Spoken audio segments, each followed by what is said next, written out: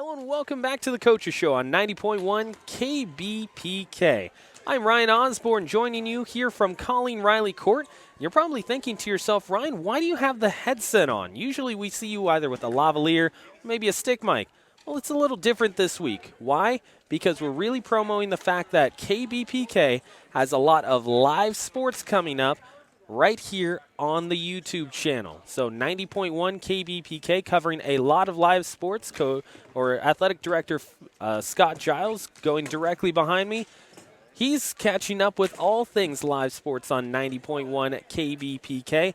And the reason why this week's Coaches Show is all about live sports is because we caught up with water polo and volleyball. So water polo at the Aquatic Center here at Fullerton College, they had an opportunity to take on Cypress in a midweek match. And then all of a sudden you turn it over to Fullerton College volleyball. They play Riverside also in a midweek match. So it's all about the live sports on 90.1 KBPK that we want to promo and give you the opportunity to know that they are going on. So a lot of interviews coming up, mainly from volleyball this week, but all of them here from Colleen Riley Court. Coming up right here on the Coaches Show. So we're here with Ann Mayfield right after Fullerton College ends up beating Riverside. And Ann, when you take a look at this matchup against Riverside, what's it feel like in that first OEC win? Feels really good. I mean, I think we executed every single thing we've been practicing, so it was super nice to see what we've been practicing come into play on the court.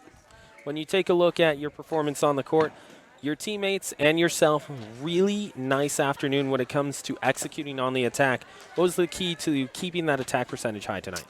I think we just remained really calm, which was a struggle for us against Cypress, and we worked on fixing that and turned out good. I mean, when you mentioned that just a few days ago, you play Cypress, you know, it seemed like you guys had control at points, but all of a sudden you turn around in Riverside, you lose the first set, but the next three, it just seemed like you were in complete control. Yeah. What was the difference there? It was just a switch of our mindset, really. Like, we talked about after the first set not being okay with losing and fixing that mindset to we have to win. And as soon as we did that, we won everything after that. Coach Mojo, you know, we were able to kind of introduce ourselves to her when she was part of the beach volleyball this last semester. But now we get an opportunity to see her here indoors. What has been the, we'll say, most standout attribute she has as a head coach? I think she really focuses on the culture of the team and making sure our mental health comes first. And by taking care of our minds and our bodies, we've really been able to just execute on the court and play together as a family, which is super important to us. I mean, you mentioned that mental health. Not a lot of people realize you guys are student athletes. Yeah. It doesn't just involve what's on the court. When you talk about that mental health, what does this coaching staff do to make sure that you guys are taking care of yourselves? Every practice, we start with heart coherence, which is just making sure like our breathing's regular, centering ourselves in our mind, and then after practice, we'll meditate as well. Now, when you mention that, when you take a look at that term student athlete, not a lot of people realize it's also student before athlete. Yeah. When I talked to Coach Mojo, she was also really adamant about keeping you guys on your studies. Yeah. How does this program keep you accountable? Well, we have like weekly check-ins. We have to fill out calendars with what homework assignments we have, what tests we have coming up, so that they keep us on track, checking our grades, seeing how we're doing. When you look at last year versus this year all of a sudden you're in a leadership role. How does that feeling change for you? I mean, it feels really good. I love every single girl on the team, so it comes pretty easily. There's so many leaders on this court. It's not just me. But, yeah, they make it really easy and super fun. Coming up later on this week, you have a few matches. What's one thing that you're looking to work on for yourself going throughout the rest of the season? I think I just want to be a little more aggressive at the net, maybe get a few more blocks. I know I've been working on that. Got one during this game, but I'm hoping to get a few more next game. Awesome. Thank you very much. Thank you. So we are here with the head coach of the volleyball program, Coach Mojo, and when you take a look at this last matchup against Riverside, one thing that was huge is the fact that you guys lost the first set, but it didn't matter. You took 3 straight right afterwards. What was the change there from sets 1 to 2? So we came here knowing that, with all due respect to Riverside's team, that we are a better team. We should take the match, and we shouldn't have even given them that one set. It was just a little bit of a miscommunication, and us not being able to put the ball down and just finishing it. but we knew that we're going to be able to get the whole match back. So I think that really helped with our players not losing it, not getting into their heads. We've been really working with our players throughout the whole season. It's beginning of the July, both mentally and physically.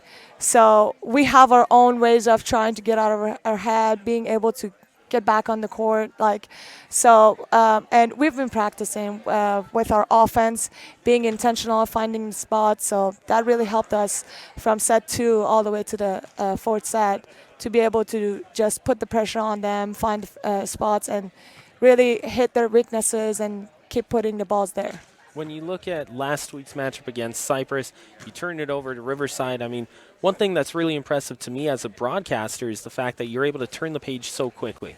How do you teach that to your student athletes who are maybe in their first year of college play? I think the biggest aspect of it to me goes back to everything we do with them about their mental aspect of the game, not necessarily only physical. Like volleyball, obviously it's there. We do a strength and conditioning, but what helps us to bounce back, to be able to continue playing, to continue getting better and improving, it's the mental aspect of the game. When we have our own sessions, when we have our own exercises, different breathing exercises, meditations at the end of the practices, body scans, and our girls are really buying into this, and they're seeing the results. And I think our consistency with those exercises and practices, that's what making a difference. Because to me, being able to just go back and forth between all these games and practices, it's the mental toughness and the strength aspect of the game that is helping us. You know, it's interesting you mentioned that because not a lot of people, when you look at community college fans or even college fans who look at athletics, they don't realize the mental health of a student athlete is crucial. It's actually really refreshing to be able to hear a coach say, you know what, we're going to put mental health first and then provide that to our students. When you take a look at your students overall, how do you also make sure that they have the opportunity to look at you guys as coaches and say, you're not just coaches, but you're also helping me through life through these 2 years that I'm here at Fullerton College? So we make sure that we create a good bonding and relationship with them. We don't just come to practices and go and that's it. We have our one-on-ones, we have our conversations. We always start our day with a question of the day, asking them about things that they like or their experiences in life, getting to know each other better, providing them with team bondings activities where we can just create relationships and build relationships. So all that stuff, going above and beyond, showing them that we care for them, that we're just regular human beings, interacting like a regular human beings. It just allows them to trust us, know that we don't just look at them as those that have to go out there and play for us. So we just make sure that we always check with them, trying to make sure that they know that they matter to us as a human being first, then a student, then athlete. You mentioned that, and one of the big things, too, that I've heard helps student athletes is when you get leadership roles on the team and you have those maybe sophomores who look at freshmen and say, hey, this is how you deal with a college schedule. This is how you deal with being a student athlete. Has there been a core group of leaders that you've looked to help you with that throughout the season? Definitely. The first people I get help with are my captains, and Mayfield and Jade McIntyre, and they're being really helpful. They're just going in even without me necessarily asking them, just helping the kids, volunteering to assist them with anything, showing them different ways. Also have some transfers like Maratapo. She comes in, she really helps all students out. She's getting her second associate degree here, so she has a lot of experience with college, how it works. And I've heard from different players that are sophomores and more experienced players and students are really being generous about sharing with them what they have. So they're going to make this path and just transition from high school to college easier for them, which is really great to see. Coach, when you take a look at your upcoming schedule, what is the biggest thing that you're going to stress to your student athletes when you see that the Orange Empire Conference is looming? So right now, with our opponents coming up, we really need to be able to continue emphasizing our offense. We have a really strong defense. That is our strength. We just need to be able to put the ball down, not to go into long rallies, and finding the spots. We have really good teams in our conference, and every year it's just getting better. And we just need to continue growing as well if we don't want to get behind. So I think, again, going back to our first conversation and the first question, we're going to continue working on our offense, being able to just use the block more often, finding the gaps, and at the same time focusing our blocks as well. So block comes in and help the back row defense in putting some balls down for us. Well, thank you very much, Coach. Of we course. wish you the best of luck in the upcoming schedule, and we look forward to seeing you again on the live stream. Same here. Thank you so much. We appreciate you guys. Thank you very much. Thank you. Hi, everyone. My name is Jacob Bisk, and I'm here with libero Samantha Martinez on the Fullerton Hornets volleyball team.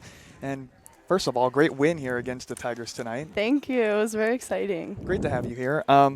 So let's start off with the first set here. First set here, you had a sizable lead against the Tigers, and then a little bit of miscommunication happened, and the Tigers came back. What adjustments did you make between the first and the second set with your team communication-wise? Yeah, so definitely the first set, they did catch up to us and they won the set. I think there was almost a lack of focus maybe on the court and a little bit of miscommunication, like you said, and going into the second set, our team was really focused on communicating with each other and bringing that energy to the court. And I think bringing that energy to the court is what really helps us. So you guys are going to be taking on against Saddleback for your next matchup. They're currently 7-0. What do you think your team's going to have to do to focus on beating Saddleback? I think going into the Saddleback game, being that they're 7-0, that is a little scary maybe, but our team has it. Bringing that energy, bringing the focus to the court, I know we can play really well and we can do really great things. Now, you're leading on the team in digs so far this season. Before this match tonight, you had 98 digs. What do you think of your work ethic to get this far? I think getting this far, it's definitely been a challenge, but I am really determined, and just being on the court, really just go for anything. Even if you don't think it's possible, it's always best to try and go for it because you never know if you don't try. Now, last season, you weren't even playing against the Tigers in their 3-1, 3-2 set win. Tonight, you were playing. What are your thoughts on taking on the Tigers in your sophomore year? Taking on the Tigers my sophomore year, definitely fun. Definitely fun experience, and I'm excited to play all the other teams in the conference next. Do you have any team in particular who are you looking forward to? I am really excited to play Cyprus again. Our last game against Cyprus, we lost as our first conference game, but halfway through the season when we play them again, we got it. Well, thank you for being on board here. Samantha Martinez, the libero for the Fullerton Hornets. Best of luck this season, and I hope to see you again in the near future. Thank you. Thank you for joining me here on 90.1 KBPK. I'm alongside with Jade McIntyre and Amelia Haas, who just came off of their win against Riverside City College Tigers. Girls, how are you guys feeling about this win, getting that first Orange Empire Conference win out of the way? It's a great start of the conference just because it gives us the confidence that we need just to keep pushing and know that we can beat these other teams in our conference. And yeah, it's really exciting. I'm so proud of my team. Yeah, and also since knowing that we get to play them again, it's just knowing the fact that we can do even better and maybe next time win it in 3 and not even 4. So we can keep improving, not only with the teams we're still going to play, but with the teams that we have already played. So with the teams that you guys have already played, are there any future matchups you guys are really looking forward to based off of these first few games that you guys have had? Yeah, I'm looking forward to playing Cyprus again just because once we have our time to just keep developing and keep growing as a team, we can definitely beat them in 4, 3, 5. And so also Saddleback because last year we had 2 good matches with them. We match up really well. Love that. Yeah, I would say I don't know too much about the teams that we're going to play in the future, but I would say definitely looking forward to that matchup with Cyprus again because we took that first set and then we fell on those last 3. So just knowing that if we play how we played today, that we can easily take them next time at our home game. And you guys have a pretty even roster this year with a pretty fair split of freshmen and sophomores. How is that transition of coming in and welcoming the new players and a new coach for the season? Is there anything that you guys have noticed kind of different that's been changed, that has brought more of a connection with everyone? I think it's great because like coming in as a sophomore, like I can like see these girls as like not really my little sisters, but somebody that I can teach and help grow. And it's just really nice. Like Coach Neelu's great. Like she cares so much about all of us and especially the game. Like she's so knowledgeable with the game. So like having her as a great coach is awesome. And I think with coming in, with having so many players that don't really know each other, how we had like that like almost 50-50 split, I think we worked really hard as a team to get to know each other. Like we did a lot of team bondings even before the season started, just so we could form that connection. So when we had that connection, we could bring it on the court during games. That's great. And I'm glad that you guys are talking about connections on the court with your teammates and your coaches. And how do you guys feel like this season has been off to a start? Do you guys feel like there's been some bumps in the road so far? Or do you guys feel pretty confident in how you guys are practicing right now? I feel like, of course, like there's been a few bumps in the road, just like every other team, but I think we have a great connection. We all know how to play together on the court and play confidently. We just need to keep growing our confidence, and like it's just going to go up from here. Yeah, just like she said, there have been a few bumps in the road, but we work really hard to make sure that we can like get over those. And then it's always like if we lose, then it's always next game. We're going to do better next game. So it's always focusing on the future and not dwelling on the past. Right. Very, very neat. And so you guys have both, as you said, this is your second year and this is your first year playing for the Hornets here. Is there anything in particular you guys are kind of like wanting to really address for the season? Is there anything that you guys feel like you guys need to work on a little bit more to bring you guys up to that much of a higher play? I feel like just like keeping our offense up, keeping our offense consistent is going to be like the only thing that we need to work on. We're great defensively and like, I don't know, that's all I have to say. Yeah, like there's always stuff to work on. I think one thing that we recently fixed was like unforced errors and stuff like that, like giving them free points. That was something that has recently added up on helping those other teams beat us. But like this game today, we really limited those, and I think that's really what helped. So I think just continuing to do that in the future games can really keep us up to where we need to be. And as you mentioned, you guys had a little bit of hiccups, early in that game with that first set, and the Tigers were able to take that lead. What kind of talk did you guys have amongst your teammates and with your coach during that transition into the second set to really help build you guys and give you that momentum that you guys carry through for the rest of the sets? One thing I was saying in our huddles was that Riverside is a confidence-based team, and they're going to feed off of us if we don't have enough confidence. So I feel like in that huddle, we just needed to know that we can beat them, and we have the capabilities, we have the strong offense, we have the strong defense to beat them. Yeah, and also we realize that we need to play our game. Like we always need to play to our best ability, because sometimes we can play to the level of teams that we're playing, but we just need to keep it at playing our best level regardless of the team we're playing. So earlier we had talked about student athletes, right? You guys are both students. It takes up a lot of time. How do you guys find that time, with your coach to really build that connection with school to school, and now we have practice? How do you find that fine line and make time to balance both of those things out? Something I established like last year with myself is that I need to know how to manage my time. Like I have a job, I have to be at practice, I have to be at school. So I like my off time is like my homework time. And when I have time to have fun, I can have fun. But volleyball and school are my main priorities. Yeah, and our coaches, they really focus on the fact that we are a student before we are an athlete.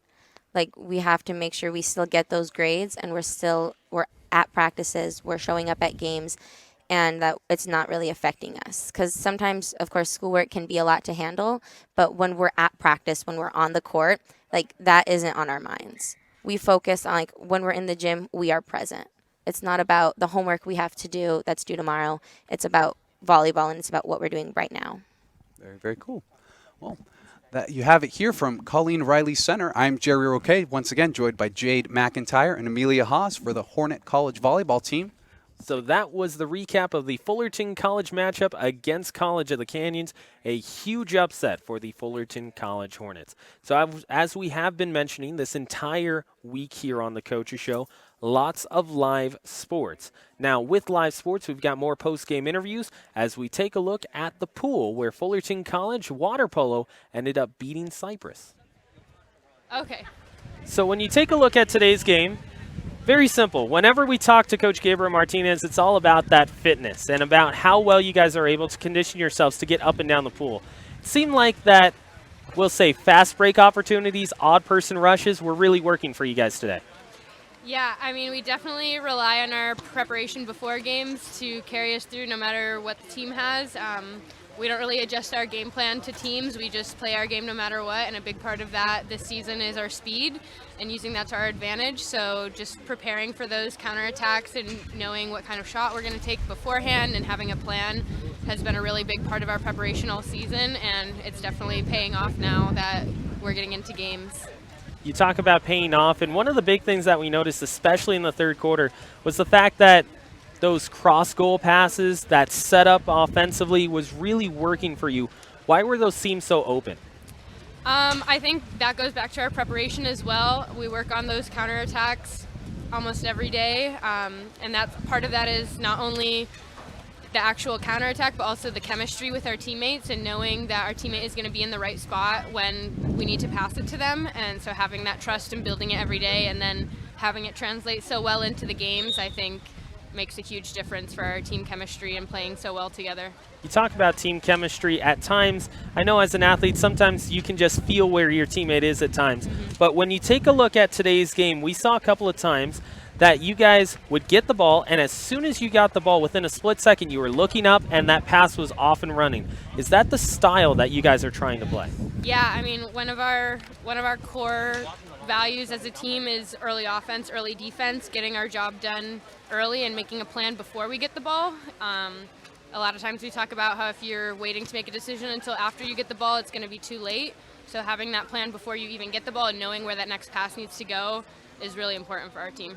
One final thing, on that last penalty shot, Halushka kind of looked at her teammate and said, you know what, this is my penalty shot to take. Is that something that's kind of talked about between teammates if you get into a late game situation like that? Not really. I think our team is pretty selfless, and especially when you're getting those 5 meters, you're usually pretty tired right after. But, sometimes you get fired up in a game and you want to take your shot. So I think it just depends penalty to penalty, but yeah. Well, awesome. Congratulations on the win today, and good luck on Friday. Thank you. So we want to thank Jordan Lughart for joining us on the Coaches Show this week, and right after that big-time matchup for Fullerton College with live water polo on 90.1 KBPK. So we talked a little bit about the 3 different sports that we had on the Coaches Show this week. We had those live sports with volleyball and water polo. Well, now let's take a look at what Fullerton College football did quickly over the weekend. A huge matchup for Fullerton against Canyons, and everyone was looking at this game and saying, you know what? Canyons is a big-time favorite. Well, after a poor first drive for Fullerton College, the defense came out firing. Salen Streeter right there takes it all the way to the house for a 70-yard touchdown and an interception return for Fullerton College to get on the board instantaneously. It was a big-time start for the Hornets, who didn't have the offensive drive to start the game that they would have liked. Now, the Hornets extended their lead to 9-0 after a field goal by Forbear was good, but College of the Canyons said, hey, you know what? We haven't gotten anything going. Let's get something together here. So with just under 7 minutes left to go in the first quarter of play, the second quarter, Canyons got a little drive together and a 36-yard pass from Chaden Perry over to Calvin Littles made it a 9-7 score as they would complete the extra point, and all of a sudden Canyons and Fullerton was a game. Both of these two teams having opening scores on the board. Canyons, after a long drive, got themselves inside the 5. Now, this was in the third quarter after halftime. We went to half. It was only 10-9, and Canyons was driving. They got themselves inside the 5 with 3 different plays of over 20 yards. Well, just into the third quarter, 11:37 left to go in the third.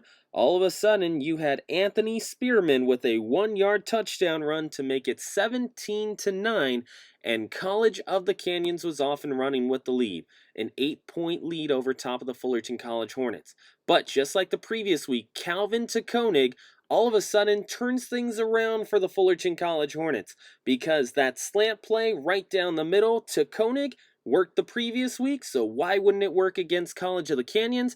And he was able to take it to the house from 55 yards out, and Fullerton College was right back in it to within one score of College of the Canyons. After both teams traded unsuccessful drives, Fullerton College got back the football at their own 40. All of a sudden, they put in a new quarterback, and wouldn't you know it, it's an interception from Nunez. And Moton takes the ball away, and Canyons has the opportunity to take the lead once more.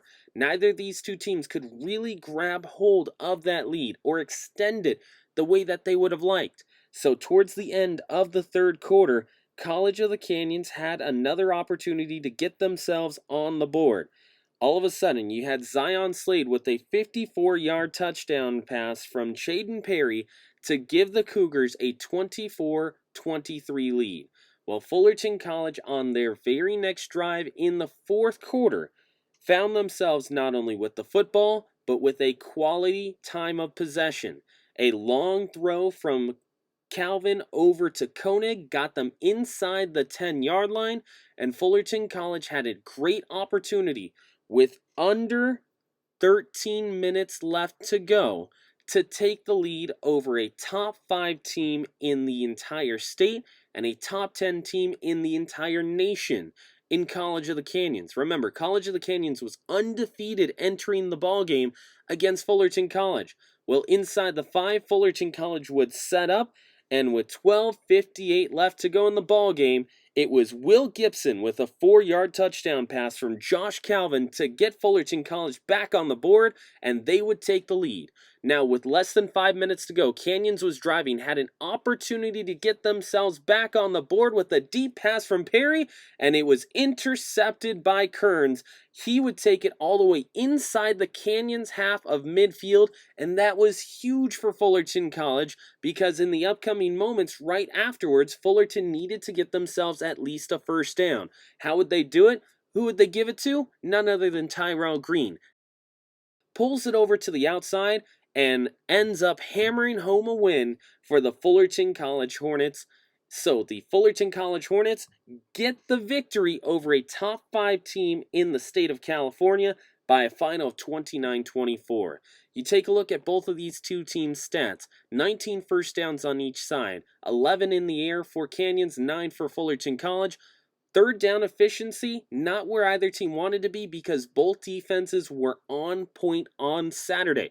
20% for Fullerton on 3 of 15, 27% on 3 of 11 for Canyons. Total offense, 324 for Fullerton, 404 for Canyons. And when you take a look at the net passing yards for Fullerton College, 219, realize that Josh Calvin only had 27 yards passing at the half. But yet they turned it around and got that offense moving in what turned out to be a big second half for Fullerton College's season. We mentioned Calvin just a second ago, 205 on 17 of 24 with 3 touchdowns, no interceptions, and a long of 55. Tyrell Green, 22 attempts, 88 yards, a long of 12, and a huge first down right at the end. Aiden Koenig was big. He got a touchdown once more. Will Gibson, Jordan Smith also adding scores. On the other side for Canyons, Chaden Perry was really good, but just wasn't able to get that victory for College of the Canyons. So a big upset for Fullerton College ends up affecting their rankings. They ended up at number 14 after that devastating loss to Cerritos the previous week. That took them from number 8 in the state of California all the way down to number 14. Well, from 14, they move up to number 11 because there were a lot of different upsets in the state of California in the top 8. So Fullerton College works themselves right back into the top 11, and they sit at number 11 to end this last week. So don't forget, they will play Allen Hancock after a big-time 29-24 victory over top of the College of the Canyons Cougars this last Saturday. That's going to do it for this week's edition of The Coaches Show. We want to thank Jerry and Jacob for joining us here on The Coaches Show as well. Don't forget, lots of live sports here on 90.1 KBPK. Take a look at our Instagram page or keep it locked right here on the YouTube page at KBPK. So we want to thank you for joining us here on The Coaches Show on 90.1 KBPK.